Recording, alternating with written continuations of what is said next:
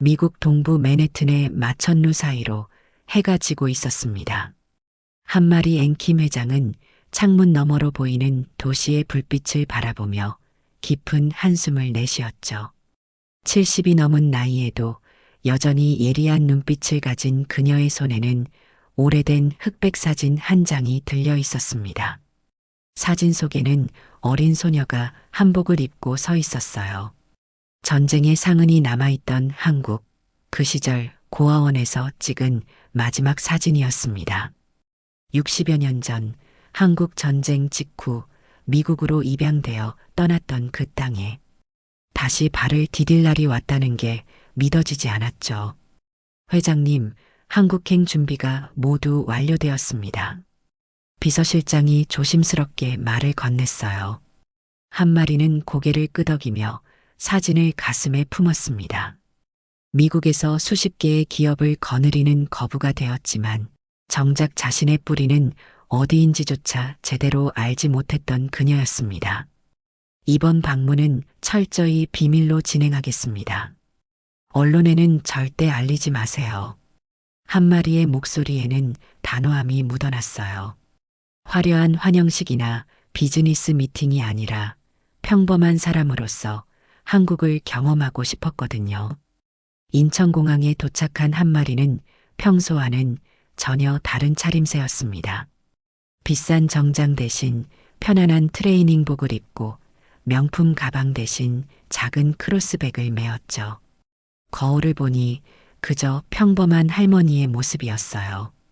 이런 자신의 모습이 오히려 자연스럽게 느껴졌습니다. 서울 시내로 들어서자 낯선 듯 익숙한 풍경이 펼쳐졌어요. 고층 빌딩들 사이로 보이는 한글 간판들, 거리를 오가는 사람들의 모습이 어린 시절, 기억 저편에 남아있던 것과는 너무나 달랐습니다. 하지만 공기 냄새만큼은 여전히 그때 그 향기였죠. 호텔에 여행 가방을 풀어놓고 나서도 한 마리는 쉽게 잠들 수 없었어요. 창밖으로 보이는 한강의 야경을 바라보며 어린 시절 친구들의 얼굴을 떠올려 봤습니다. 지금쯤 어디서 무엇을 하며 살고 있을까 싶었죠. 다음 날 아침 한 마리는 호텔 주변을 산책하기로 했습니다. 비서들의 만류에도 불구하고 혼자서 거리로 나섰죠. 서울의 아침 공기는 생각보다 상쾌했어요. 출근길 사람들의 바쁜 발걸음 사이로 천천히 걸어가는 한 마리의 모습은 그저 평범한 동네 할머니였습니다. 길가에 자리한 작은 편의점이 눈에 들어왔어요. 화려한 간판과 함께 진열된 상품들이 신기했습니다. 미국에서 보던 것과는 사뭇 다른 분위기였죠. 특히 삼각형 모양의 포장지에 쌓인 김밥들이 가지런히 놓여 있는 모습이 인상적이었습니다. 어머, 이게 그 유명한 삼각김밥인가?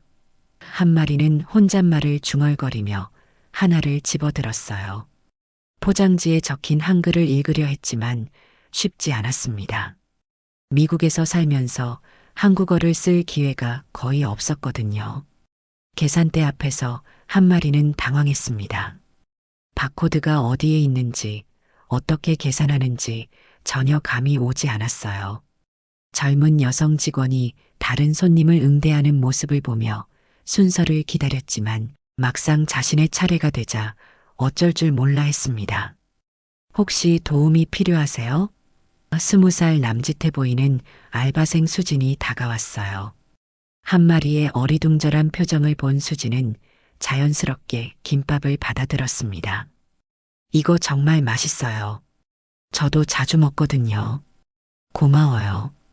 그런데 이게 얼마인지. 한 마리가 주저하며 말을 꺼내자 수진은 환하게 웃으며 대답했습니다. 1,500원이에요. 현금으로 내실 건가요? 한 마리는 지갑을 뒤적이며 10,000원짜리 지폐를 꺼냈어요. 그런데 잔돈을 받으려는 순간 수진이 조용히 말했습니다. 할머니, 제가 계산할게요. 오늘 제가 쏠게요. 그 순간 한 마리의 가슴이 뭉클해졌습니다. 얼굴도 모르는 젊은이가 보여주는 따뜻함이 너무나 소중하게 느껴졌거든요. 미국에서 수십 년을 살면서도 받아보지 못했던 순수한 호의였습니다. 편의점을 나온 한 마리는 근처 벤치에 앉아 삼각김밥을 천천히 뜯어봤습니다. 포장지가 신기하게 만들어져 있어서 어떻게 여는지 몰라 한참을 헤맸죠. 지나가던 학생이 보다 못해 도와주며 웃어넘겼어요. 김밥을 한 입 베어 물자 어린 시절의 기억이 물밀듯 밀려왔습니다. 고아원에서 먹던 김밥의 맛과는 달랐지만 그 따뜻한 만큼은 똑같았어요. 밥알 하나하나에서 느껴지는 정성과 정겨움이 마음 깊숙이 스며들었습니다. 이게 그렇게 유명한 거였구나. 한 마리는 혼잣말을 중얼거리며 김밥을 음미했어요. 단순한 음식이었지만 그 안에 담긴 한국인들의 마음이 느껴졌습니다. 바쁜 현대인들을 위한 간편식이면서도 엄마의 손맛을 잃지 않으려는 노력이 엿보였죠. 벤치에 앉아 김밥을 먹으며 한 마리는 주변을 둘러봤습니다. 출근하는 직장인들, 등교하는 학생들, 장복이 나온 아주머니들의 모습이 평범하면서도 정겨웠어요. 미국에서는 느낄 수 없었던 공동체의 따뜻함이 있었습니다. 특히 아까 편의점에서 만난 수진의 모습이 계속 머릿속에 맴돌았어요. 별것 아닌 일이었지만 그 젊은이의 선한 마음이 한 마리에게는 큰 감동으로 다가왔습니다. 돈 많은 기업인으로서가 아니라 그저 한 사람으로서 받은 따뜻함이었거든요. 김밥을 다 먹고 나서도 한 마리는 쉽게 자리를 뜨지 못했습니다. 이 작은 경험이 자신에게 얼마나 소중한 의미인지 스스로도 놀라웠어요. 수십 년간 사업 세계에서 살아오며 잊고 있던 인간적인 따뜻함을 다시 느끼게 되었습니다. 한국이 참 많이 변했네. 한 마리는 주변 풍경을 바라보며 중얼거렸어요. 하지만 사람들의 마음만큼은 예전 그대로인 것 같았습니다. 어려운 이웃을 돌보고 낯선 이에게도 친절을 베푸는 그 마음이 여전히 살아있었죠. 호텔로 돌아온 한 마리는 평소와 다른 기분이었습니다. 간단한 김밥 하나가 이렇게 큰 여운을 남길 줄 몰랐어요. 비서실장이 저녁 일정을 브리핑하러 왔지만 한 마리의 마음은 온통 편의점에서의 경험으로 가득했습니다. 회장님, 내일 일정 확인해 드릴까요? 비서실장의 말에 한 마리는 고개를 저었어요. 잠깐만요. 먼저 할 이야기가 있어요. 한 마리는 창가로 걸어가 서울의 야경을 바라봤습니다. 무수히 많은 불빛들 사이 어딘가에 오늘 만난 그 젊은이가 있을 거라 생각하니 마음이 따뜻해졌어요. 내가 오늘 60년 만에 진짜 김밥을 먹었어요. 비서실장은 어리둥절한 표정을 지었습니다. 평소 감정 표현을 잘하지 않던 회장이 이렇게 말하는 게 신기했거든요. 김밥을 드셨다고요? 그래요. 그런데 그게 중요한 게 아니라 한 마리의 목소리가 잠시 떨렸어요. 한 젊은이가 제게 김밥을 사주었어요. 저를 할머니라고 부르면서 말이에요. 그 순간의 감동을 설명하기 어려웠습니다. 미국에서 수십 년을 살면서 받아본 적 없는 순수한 친절이었거든요. 돈이나 지위 때문이 아니라 그저 한 사람에 대한 배려심에서 우러나온 행동이었습니다. 한 마리는 지갑에서 편의점 영수증을 꺼냈어요. 거기에는 가게 이름과 주소가 적혀 있었습니다. 이 아이를 내게 소개해 주세요. 소개라고 하시면 비서실장이 조심스럽게 물었어요. 한 마리는 잠시 생각에 잠겼습니다. 어떻게 설명해야 할지 막막했거든요. 그저 그 젊은이의 따뜻한 마음을 다시 만나고 싶다는 생각뿐이었습니다. 내일 그 편의점에 가서 알아보세요. 정중하게요. 한 마리의 말에는 간절함이 묻어났어요. 그리고 혹시 그 아이가 어려운 상황에 있다면 도움이 될 만한 일을 찾아보고요. 그날 밤 한 마리는 오랜만에 깊은 잠에 들었습니다. 꿈속에서는 어린 시절 고아원 친구들과 함께 김밥을 나눠 먹던 기억이 되살아났어요. 그때의 따뜻함과 오늘 느낀 감동이 하나로 겹쳐지며 마음을 채웠습니다. 다음 날 아침 수지는 평소처럼 편의점에 출근했습니다. 어제 할머니에게 김밥을 사준 일은 이미 잊고 있었어요. 그저 일상의 작은 친절이었으니까요. 새벽 알바를 마치고 오후에 다시 나와야 하는 바쁜 하루가 시작되었습니다. 점심시간이 지나 오후 2시쯤 편의점 앞에 평소와는 전혀 다른 광경이 펼쳐졌어요. 검은색 세단 5대가 차례로 도착하더니 정장을 입은 사람들이 내렸습니다. 마치 영화 속 한 장면 같았죠. 어머, 저게 뭐지? 수지는 진열대를 정리하던 손을 멈추고 창밖을 내다봤어요. 정장을 입은 남성이 편의점 문을 열고 들어오는 모습이 영 어색했습니다. 평소 이 동네에서는 볼 수 없는 차림새였거든요. 안녕하세요. 혹시 어제 근무하신 분 계신가요? 비서의 정중한 말투에 수지는 더욱 당황했어요. 무슨 일인지 짐작이 가지 않았습니다. 혹시 어제 실수한 게 있나 싶어 마음이 조마조마했죠. 저 어제도 근무했는데요. 무슨 일이신지. 수진의 목소리가 떨렸어요. 점장도 놀란 표정으로 뒤에서 지켜보고 있었습니다. 이런 상황은 처음 겪는 일이었거든요. 앵킴 회장님께서 직접 면담을 원하십니다. 비서가 명함을 건네며 정중하게 말했어요. 수지는 명함을 받아들고는 영문을 알 수 없어 했습니다. 앵킴이라는 이름도 면담이라는 상황도 너무 생소했거든요. 회장님이요? 저를요? 수지는 어리둥절한 표정을 지었어요. 자신이 무슨 대단한 일을 했는지, 왜 이런 일이 벌어지는지 전혀 이해할 수 없었습니다. 그저 평범한 알바생일 뿐인데 말이에요. 네, 맞습니다. 어제 할머니 한 분께 친절을 베풀어 주셨다고 들었습니다. 비서의 설명에 수지는 어제 일이 떠올랐어요. 삼각김밥을 사드린 할머니 말이었구나 싶었습니다. 주변에 구경꾼들이 모여들기 시작했어요. 검은 차들과 정장 입은 사람들 때문에 동네가 시끌벅적해졌습니다. 수지는 점점 더 부담스러워졌지만 비서의 진지한 표정을 보니 거절하기도 어려웠어요. 서울 시내 최고급 호텔 라운지는 조용하고 우아한 분위기였습니다. 수지는 평생 와본 적 없는 곳이라 어색함을 감출 수 없었어요.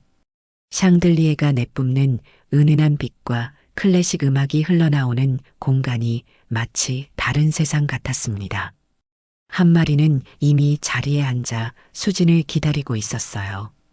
어제 편의점에서 본 할머니의 모습 그대로였습니다. 하지만 이곳에서 만난 한 마리는 왠지 더 당당하고 품격 있어 보였죠. 앉아요. 편하게 해도 돼요. 한 마리의 다정한 목소리에 수지는 조심스럽게 자리에 앉았어요. 테이블 위에는 고급스러운 차와 디저트가 준비되어 있었습니다. 수진에게는 낯선 풍경이었죠. 어제는 정말 고마웠어요. 한 마리가 먼저 말을 꺼냈습니다. 그런데 궁금한 게 있어요. 왜 김밥을 사주었죠? 수지는 잠시 생각해 보다가 솔직하게 대답했어요. 그냥 할머니가 어려워 보이셔서요. 돈이 부족하실까봐 걱정됐거든요. 그리고 잠시 멈췄다가 덧붙였습니다. 제 할머니 생각이 났어요. 한 마리의 가슴이 뭉클해졌습니다. 그 순수한 마음이 얼마나 소중한지 새삼 느꼈거든요. 할머니가 계시나요? 아니요. 몇 년 전에 돌아가셨어요. 수진의 목소리가 조금 작아졌어요. 할머니가 저를 키워주셨거든요. 부모님이 일찍 돌아가셔서 한 마리는 수진의 이야기를 들으며 자신의 어린 시절을 떠올렸습니다. 고아원에서 자란 자신과 비슷한 아픔을 가진 아이였구나 싶었어요. 그래서 더욱 따뜻한 마음을 가지게 된 걸까요? 힘들었겠어요. 한 마리의 말에 수지는 고개를 저었어요. 할머니가 정말 잘해주셔서 행복했어요. 지금도 할머니 생각하면 마음이 따뜻해져요. 두 사람은 잠시 조용히 차를 마셨습니다. 서로 다른 환경에서 자랐지만 어딘가 통하는 부분이 있다는 걸 느꼈어요. 한 마리는 수진을 보며 자신의 젊은 시절을 보는 것 같았습니다. 한 마리는 찻잔을 내려놓으며 천천히 입을 열었습니다. 사실 저는 평범한 할머니가 아니에요. 미국에서 사업을 하고 있거든요. 수지는 놀란 표정을 지었어요.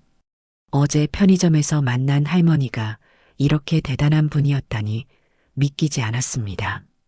그럼 어제 김밥을... 그래요. 제가 사실 돈이 없어서 못 산 게 아니었어요.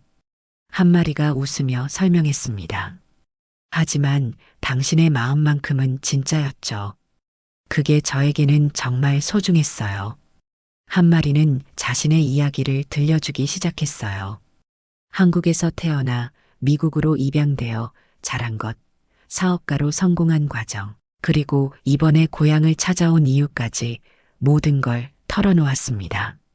제가 최고 경영자 자리에 오르기 전까지 단 한 번도 이런 따뜻함을 받아본 적이 없었어요.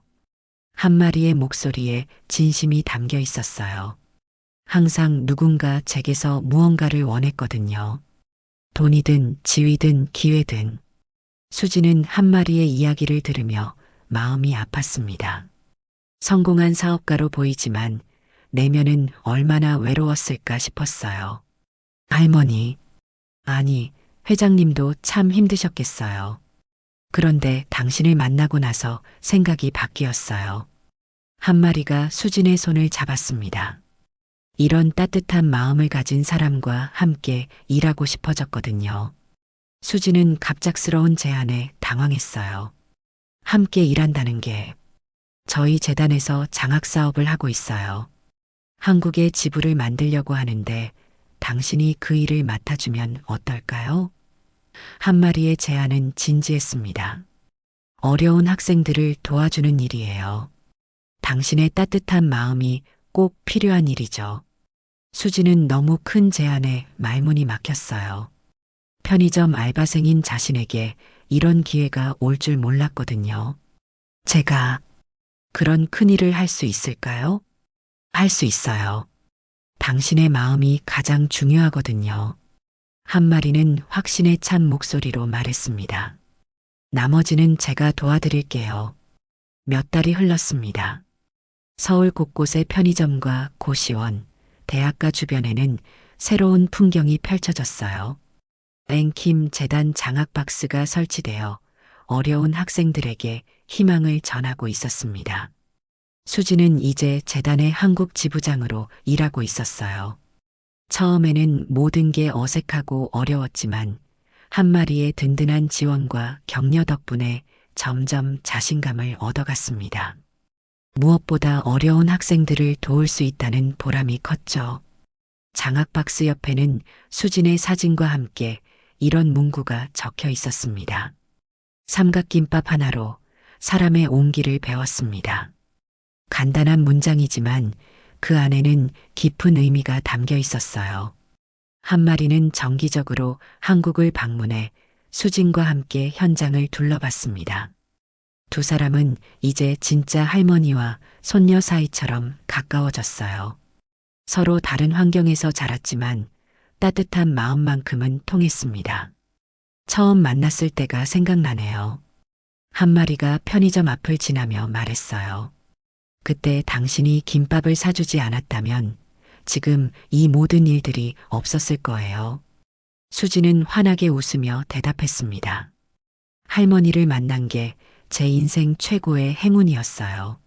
작은 친절이 이렇게 큰 일로 이어질 줄 몰랐거든요. 재단을 통해 도움을 받은 학생들의 편지가 매일 도착했어요. 감사 인사와 함께 자신들도 언젠가 다른 사람들을 도와주겠다는 다짐이 적혀 있었습니다. 작은 친절이 더 큰 친절로 이어지는 선순환이 만들어지고 있었죠. 어느 날 저녁 두 사람은 함께 삼각김밥을 먹으며 이야기를 나눴습니다. 이제 김밥 맛이 어때요? 수진이 물었어요. 여전히 맛있어요. 하지만 그때 첫 번째 김밥만큼 특별한 건 없을 거예요. 한 마리의 대답에 수진도 고개를 끄덕였습니다. 그날의 작은 만남이 두 사람의 인생을 바꿨고, 나아가 수많은 학생들에게 희망을 선사했습니다. 김밥 하나에서 시작된 따뜻함이 세상에 퍼져나가고 있었어요. 진정한 친절의 힘을 보여주는 아름다운 이야기였습니다.